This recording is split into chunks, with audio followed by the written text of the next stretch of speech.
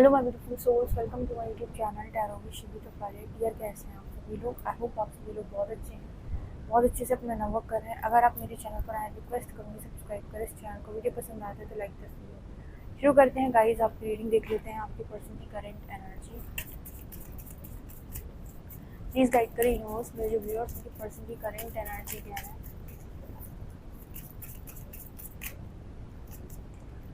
Twin flames,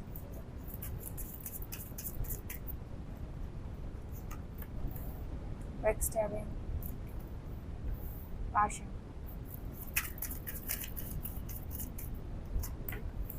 the dragon fly,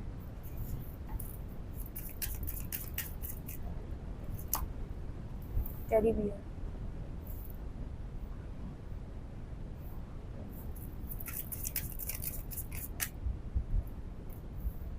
healthy choices, wedding rings,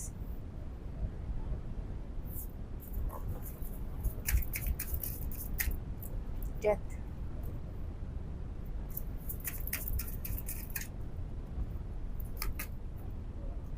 ascending,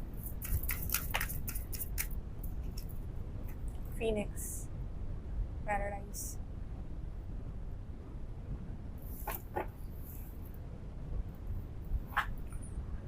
okay guys, यहाँ क्या message निकल के आ रहा है? जितने लोग भी यहाँ पर अपनी सेल्फ लव जर्नी में हैं, चाहे आप हो चाहे आपके पार्टनर हो, इस लाइफ टाइम में उनको सेल्फ लव सीखना है।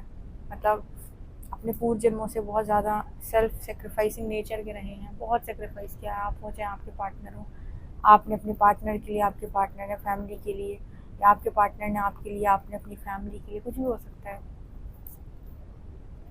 तो इस लाइफ टाइम में यहाँ पर सेल्फ लव की एनर्जी, सेल्फ केयर की एनर्जी आ रही है। कहने का क्या मतलब है, यहाँ पर कुछ ऐसा मैसेज निकल के आ रहा है कि हेल्दी चॉइसेस बनाना सीखो। ठीक है, आपके इंट्यूशंस हमेशा बताते हैं आपको कि क्या सही है, क्या गलत है, क्या अच्छा है, क्या बुरा है। इसके बावजूद भी आप हमेशा गलत चीज़ों को चूज़ करते हो जस्ट बिकॉज, क्योंकि आपको यहाँ पर होता है ना कि मैं डरा हुआ हूँ, या फिर मैं कहीं खो ना दूँ, कहीं कुछ बिगड़ ना जाए। सही को सही और गलत को गलत बोलना नहीं आता, गलत को भी एक्सेप्ट करते रहते हो। सेल्फ लव से चॉइसेस नहीं बनाते। यहाँ पर आपके पार्टनर की जो एनर्जी है उसमें बहुत सारे लोगों के लिए सेल्फ लव की एनर्जी है, स्पेशली मैस्कुलिन्स के लिए। मैस्कुलिन्स के ज़्यादातर जो डिसीजंस हैं वो ईगो बेस्ड होते हैं। आपको लगता होगा सेल्फ लव है, नहीं नहीं, जो व्यक्ति सेल्फ लव करता होगा ना वो खुद को चुनेगा।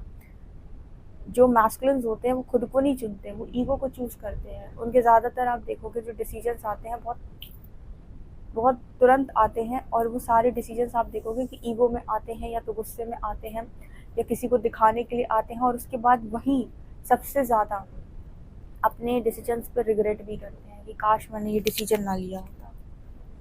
ऐसा होता है कि नहीं होता है? कितने लोग इस चीज़ से एग्री करते हैं? जबकि फेमिनिन ऐसे नहीं होती है, वो इतने जल्दी डिसीजन नहीं बनाती। आप में से भी काफ़ी सारे लोग ऐसे हैं जो इतने जल्दी डिसीजन नहीं बनाएंगे। ठीक है, आप पहले समझेंगे, जानेंगे, अपने आप से पूछेंगे, आप कंफर्टेबल महसूस करें, क्योंकि फेमिनिन को इंट्यूशन पावर पहले से ही दे रखी है यूनिवर्स ने। मतलब फेमिनिन की जो इंट्यूशन होती है वो मैस्कुलिन से ज़्यादा तेज़ काम करती है। मैं यहाँ पर जेंडर की बात नहीं कर रही, मैं बोल रही हूँ कि फेमिनिन एनर्जी जो है वो इंट्यूशन है। ठीक है, अगर किसी के अंदर वो एनर्जी है तो वो वैसे भी इंट्यूटिव होते हैं, तो वो इतने जल्दी डिसीजन नहीं बनाती हैं। ठीक है, लेकिन मैस्कुलिन्स क्या होते हैं कि एक तो भटकने वाले ज़्यादा होते हैं कि जरा में तो उनके पैर फिसल जाते हैं। दूसरा कि इंट्यूशंस को भी नहीं सुनते, और तीसरा कि सेल्फ लव में डिसीजंस नहीं आते इनके डिसीजंस आते हैं ईगो में, एंगर में। ठीक है, फ़ायदे में, प्रॉफिट लॉस में इनके डिसीजन आते हैं, और उसके बाद अपने डिसीजंस को ये ज़्यादा रिग्रेट करते हैं। लोग बोलते भले ही है कि इनके पास ज़्यादा दिमाग होता है, बहुत कैलकुलेटिव डिसीजन लेते हैं, लेकिन कैलकुलेटिव डिसीजन आपको जब आप कोई कंपनी चला रहे हो, कोई काम कर रहे हो, वर्क प्लेस, तो वहाँ लिए जाते हैं। रिलेशनशिप के मामले में कैलकुलेटिव डिसीजंस नहीं लिए जाते हैं, वहाँ पर थोड़ा सा इमोशंस को वैल्यू किया जाता है। अगर आप इमोशंस पूरे ही सप्रेस कर लोगे और बिल्कुल इमोशंस को वैल्यू नहीं करोगे तो सब चल सकता है, फैक्ट्री चल सकती है आपकी, बिजनेस चल सकते हैं आपके, लेकिन आपका रिलेशनशिप नहीं चल पाएगा। राइट, तो यहाँ पर कुछ इसी तरीके का मैसेज निकल के आ रहा है। यहाँ पर ट्विन फ्लेम्स की एनर्जी है। यहाँ पर ये बताया जा रहा है शायद आपके पार्टनर के साथ ऐसा इसीलिए हो रहा है, मतलब सेल्फ लव क्यों करना पड़ रहा है इस पर्सन को, क्योंकि इस बार अपोजिट में जो पार्टनर आया है वो आप हो।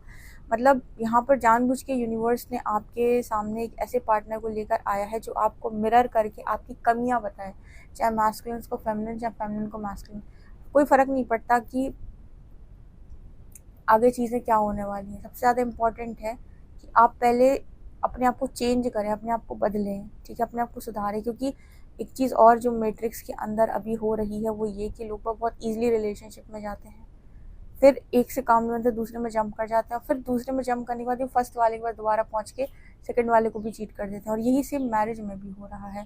तो अगर इस तरीके से चीज़ें चलेंगी और यूनिवर्स इस चीज़ को रोकेगा नहीं या इस चीज़ पर कोई एक्शन नहीं लेगा, तो इससे आप देख सकते हो किसी भी व्यक्ति की चेतना का स्तर कितना ज़्यादा गिर सकता है, या फिर उसका कितना ज़्यादा पतन की तरफ आगे बढ़ जाएगी। यहाँ पर उसको ये सिखाना और खुद से संभालना सिखाना पड़ेगा ना। आप मुझे बताओ, अगर सेल्फ लव से इंसान अपने आप को संभालना सीख जाए, ठीक है, और अपना अच्छा बुरा सीख जाए और समझ में आ जाए उसे कि डिसीजन कैसे लिए जाते हैं और कर्मा के लॉ क्या कहते हैं, तो क्या फिर वो ऐसे बेहुदा डिसीजन लेगा कि एक की तरफ जंप करके दोबारा पीछे पलट के देख रहा है? नहीं लेगा। जब व्यक्ति अटैचमेंट में होता है तब ऐसा करता है। इसलिए यूनिवर्स आपसे कहता है पूरी शक्ति के साथ चेस कर, जब तक आप थक नहीं जाते। वो आपको ऐसा क्यों करने को कह रहा है? ताकि आप खुद संभलना सीखें। अगर वो आपको आकर समझा दे कि नहीं ये नहीं रखना है, ये रखना है, तो आप मानोगे नहीं, आप चिढ़ोगे, क्योंकि आपको ये चाहिए था पर उसने ये दे दिया, ठीक है, और आप वापस इसकी तरफ भागोगे, भले ये कितना ही टॉक्सिक क्यों ना हो। लेकिन जब आपको इसकी तरफ पूरी शक्ति से भागने लगे, और भाग और भाग और भाग और भाग भाग भाग के आपको एक दिन समझ में आ जाएगा कि नहीं नहीं नहीं, यहाँ कुछ ना कुछ तो गड़बड़ है, और फिर आप हेल्दी चॉइसेस बनाना सीखोगे। फिर कभी भी आप अगर एक बार आप डिसीजन ले लोगे तो पलट कर नहीं देखोगे। ये कारण है अटैचमेंट्स को रिलीज कराने का। तब जाकर यहाँ पर एनर्जी आती है हेल्दी चॉइसेस की। और ये आपके लिए नहीं थी रीडिंग, सिर्फ और सिर्फ आपके पार्टनर के लिए है ये रीडिंग। मतलब ये सेम काम उन्होंने किए हैं, थर्ड पार्टीज के पीछे दौड़ना, या फिर ईगो में जाना, या बार बार ईगो में डिसीजन बनाना, या सेम पैटर्न रिपीट करना, या अपनी मर्जी चलाना, या आपको अपने हिसाब से चलाना। तो आप कब तक चल सकते हो इस पर्सन के हिसाब से? कितना कर सकते हो आप इस पर्सन के हिसाब से? कितना कर सकते हो आप अपनी मर्जी के हिसाब से, एक तरीके से कहें तो? फिर यहाँ पर जो एनर्जी आती है वो यही आती है कि सीखो। सीखना एकमात्र ऑप्शन रह जाता है, चाहे आप तुम्हारी मैरिज बिगड़े या तुम्हारा रिलेशनशिप बिगड़े, ठीक है ना। पर यहाँ पर ये अलाउ नहीं किया जाएगा कि आप शादीशुदा ज़िंदगी में बैक स्टेप कर दो, ठीक है। यहाँ पर ये एनर्जी है बैक स्टेपिंग की, बैडिंग, क्योंकि मैरिज सबको करनी है, सबकी इच्छा है, सबका मन, और सबको अच्छा पार्टनर चाहिए है। लेकिन फिर वो अपनी अनियंत्रित ऊर्जा में, अपने मन के जंजाल में फंस के अपने ही पार्टनर को चीट कर रहे हैं, या फिर अपनी पार्टनर को मैरिड लाइफ में धोखा दे रहे हैं। और ये हो रहा है, नॉर्मल हो गया है। मतलब पहले तो कम था, बहुत ज़्यादा हो गया। तो देखो लिखा है बैक स्टेपिंग और वेडिंग रिंग्स, ठीक है ना, यूनियन एंड मैरिज। मुझे ऐसा लगता है कि आपके पार्टनर जो है, इनको हो सकता है किसी ने बैक स्टेप कर दिया हो या पीछे से धोखा कर दिया हो। वेडिंग रिंग्स की एनर्जी निकल के आ रही है। या फिर ये भी कह सकते हैं कि इस पर्सन को जो आदत पड़ी थी उसकी वजह से इस पर्सन को इन्हीं की तरह चीज़ें लर्न करानी थी, इस तरह की चीज़ें हुई हैं इस पर्सन की लाइफ में। मतलब बेसिकली बैक स्टेपिंग और वेडिंग रिंग्स यहाँ पर क्या दिखा रहा है कि आप कहीं पर बहुत सारे कसमें वादे खा के और बहुत सारे वचन लेके, 7 वचन, ये वचन वो वचन, और फिर वहाँ पर जाकर आप चीट करो। यहाँ पर आप बहुत गंदा कर्मा क्रिएट करते हो, ठीक है। हालांकि आप किसी भी आत्मा को तोड़ोगे तो आप कर्मा तो गंदा ही क्रिएट करते हो, लेकिन ये सबसे ज़्यादा बेकार चीज़ है कि आप किसी को ले आए अपनी लाइफ में, उसकी लाइफ आपने एक तरीके से कहें कि रिस्क में डाल दी, और फिर आपने उसे चीट कर दिया। वो व्यक्ति तड़प जाएगा पूरी तरीके से। ये नहीं करना है। इसीलिए बताए आप लोगों को रोका गया, यूनिवर्स ने आपको रोका। यूनिवर्स ने आपसे सरेंडर करो, आपकी लाइफ को हम अलाइन करते हैं। क्यों? क्योंकि आपको नहीं आ रही अभी हेल्दी चॉइसेस बनाना। आपके अटैचमेंट हम रिलीज़ कराएंगे, आपको सिखा देंगे, लेकिन आपको ये हरकतें नहीं करने देंगे जो आपके पार्टनर ने की हैं। आपका पार्टनर मुझे लगता है कहीं से चीट हो गया, ठीक है। अभी इस पर्सन की एनर्जी ऐसी है, तो चीट होने के बाद ही यूनिवर्स ने इस पर्सन से कहा है कि हेल्दी चॉइसेस बनाना सीख, ठीक है। ये पर्सन जब चीट हो गए तब यूनिवर्स ने इस पर्सन को समझाया कि हेल्दी चॉइसेस सेल्फ लव से बनती है, ना कि ईगो से, ठीक है। ये लेसन्स पता है आपको लर्न करने पड़ेंगे। कुछ लोगों को लगता है कि क्यों आप ऐसे बोल रहे हो कि लर्न करना पड़ेगा। आप खुद देखो ना, आप कितनी अटैचमेंट में थे, पागल से एक पार्टनर के पीछे। अब उसको बोला कि आपका ट्विन फ्लेम है तो आपने और शिद्दत से उसे चेस किया। आप संभाल पाए खुद को? नहीं। तो अगर आप ईगो खेलोगे कहीं पर और बैलेंस करना नहीं सीखोगे तो आप अपनी लाइफ को हेल करोगे। और फिर कर्मा किसी का सगा नहीं है, ना तो वो आपका सगा है ना मेरा सगा है, ठीक है। समय आने पर सबको तोड़ेगा वो, ठीक है ना। तो यहाँ पर इसीलिए मैसेज आया हेल्दी चॉइस। सेम आपके पार्टनर के लिए भी आया कि हेल्दी चॉइसेस बनाना सीख। ऐसे नहीं बनाई जाती चॉइसेस कि किसी को भी उठा लो लाइफ में और फिर उसके साथ कुछ भी कर दो। ला रहे हो तो रिस्पॉन्सिबिलिटी लो, अकाउंटेबिलिटी लो और उसके बाद निभाओ, ठीक है। उसके साथ तरीके से रहो। और निभाने का भी ना एक तरीका होता है बैलेंस वे में। ये नहीं कि आप उसे डोमिनेट कर रहे हो, कंट्रोल कर रहे हो, चिल्ला रहे हो, चीख रहे हो, सुना रहे हो और फिर उसके साथ निभा रहे हो। अपने गुस्सा, अपनी नकारात्मकता उसके ऊपर निकाल रहे हो, मारपीट कर रहे हो, ये भी कोई सही तरीका नहीं है, ठीक है। यहाँ पर ये एनर्जी है, यहाँ पर ऐसा नज़र आ रहा है जैसे इस पर्सन को ना, मतलब जैसे रिलेशनशिप में एक होता है ना कि आप बहुत पैशनेट होते हो कि अरे वाह मेरा रिलेशनशिप। इस पर्सन की ना जो एक पैशन वाली एनर्जी होती है ना किसी रिलेशनशिप में, वो मर चुकी है। The relationship is over, no second chances, grow and transform what's dead is dead. ऐसा लगता है कि पहले इस पर्सन का चीज़ें आपके साथ बिगड़ी, तो ठीक है, इस पर्सन ने ईगो में सेकंड तरफ डिसीजन लेने की सोची, वहाँ पर इस पर्सन का और जो भी पैशन वैशन था रिलेशनशिप को लेकर, जो डिज़ायर्स होते हैं, बर्निंग डिज़ायर्स, बहुत ज़्यादा इंटरेस्ट, वो मार दिया यूनिवर्स ने। मुझे लगता है कि सेकंड पार्टनर जो भी आया, जैसे हम थर्ड पार्टी बोलते हैं आपके कनेक्शन में, आपके बाद आया है कोई ना कोई जिसने इस पर्सन को बैक स्टेप किया है, उससे इस पर्सन के साथ ऐसे कलेश हुआ आई थिंक कि इस पर्सन की इच्छा ही मर गई रिलेशनशिप को लेकर, ठीक है। होता है आप एक तरफ तो एक साइड से तो चलो आप निकल गए, आप दूसरी साइड गए, दूसरी साइड आपको और ऐसा फील हुआ कि जैसे लग रहा है किसी ने डिसेप्टिव एनर्जी, ठीक है, heartbreak, pain, separation, loss, इस तरह की एनर्जी आपको मिल गई। तो अब आपका तो मन ही मर जाएगा रिलेशनशिप से कि मुझे रिलेशनशिप में आना ही नहीं है, ठीक है। तो इस वजह से इस पर्सन का जो पैशन होता है, जो डिज़ायर्स होती हैं, ये इंटरेस्ट होता है रिलेशनशिप से रिलेटेड, वो ख़त्म हो चुका है। और जैसे ही आपका ये चीज़ें ख़त्म होती हैं आप असेंड हो जाते हो। अगला ही कार्ड ड्रैगन फ्लाई का आया है, लाइट, ठीक है। और यहाँ पर एनर्जी असेंडिंग की है। मतलब कहने का ये है कि इस पर्सन के मन में जो भी ऐसी ईगो बेस्ड डिज़ायर्स थी वो ख़त्म हो चुकी हैं, तब जाकर ये पर्सन असेंड हुए। अब मतलब मोह ख़त्म हुआ है, मोह मोह कह लो, ठीक है, अहंकार कह लो, काम, क्रोध, मोह, लोभ, लालच, मत्सर। रिलेशनशिप में काम होता है, क्रोध भी आता है, मोह, लोभ, लालच, मत्सर। इनकी एनर्जी अब ख़त्म होती, ख़त्म होने का मतलब कि अब ये उतनी ज़्यादा आपके ऊपर हावी नहीं हो रही। ख़त्म तो कहो कि पूरा ख़त्म हो जाएंगी, ऐसा नहीं है, लेकिन बहुत ज़्यादा हावी नहीं हो रही, दिमाग पे चढ़कर नहीं बोल रही हैं। तब जाकर यहाँ पर लाइट की एनर्जी आती है और आप असेंड हो रहे हो। ऐसा कहीं कोई स्पिरिचुअलिटी में ये नहीं कहा गया है कि आपके अंदर ये एनर्जी हमेशा के लिए पूरी ख़त्म हो जाएंगी, बैलेंस हो जाएंगी, ठीक है, क्योंकि ये तो परमात्मा की देन है। ऐसा नहीं होगा कि ये चीज़ें आपको आपके माथे पे चढ़कर आपसे गलत काम करवाएं।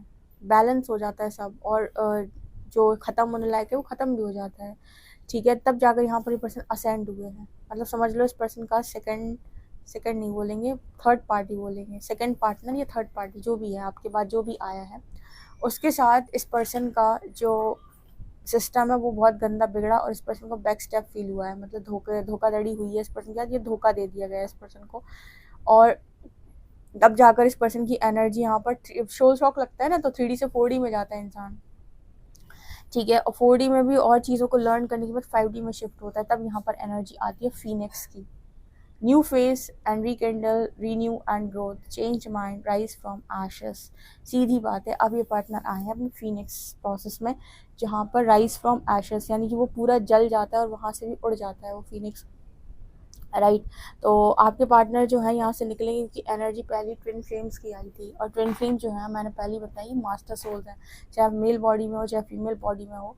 मास्टर सोल्स का मतलब है कि ये उस तरह की एनर्जी में नहीं जाते। जब भी इनके साथ सोल शॉक लगते हैं, इनको ये रॉक बॉटम हिट करते हैं, तो ये राइज करते हैं, इनको अवेकनिंग आती है, ठीक है। ये सोल शॉक मिलने के बाद असेंड होते हैं। इनको ऐसा नहीं होता है कि अपने आप को ख़त्म कर लेंगे या फिर बिखर जाएंगे, नहीं, इनके सोल में वो पावर होती है, लाइट बीइंग्स है ना, तो ये दोबारा खड़े हो जाते हैं गिरने के बाद। तो मेरे को वो एनर्जी नज़र आ रही है, ठीक है। सो चीज़ें बहुत अलग तरीके से गई है तोड़ा ताड़ी के बाद, लेकिन एंड रिज़ल्ट खूबसूरत ही देखने को मिलेगा आप लोगों को। एंड रिज़ल्ट ख़राब नहीं आएगा। एंड रिजल्ट में है happiness, Joy, playfulness, enjoying each other, honeymoon phase. इसका मतलब है कि जो भी इसका एंड रिजल्ट है वो बहुत ही खूबसूरत आएगा, ठीक है। अब इस तरीके की लर्निंग क्यों दी जाती है ट्विन फ्लेम्स को, बिकॉज ये कहीं ना कहीं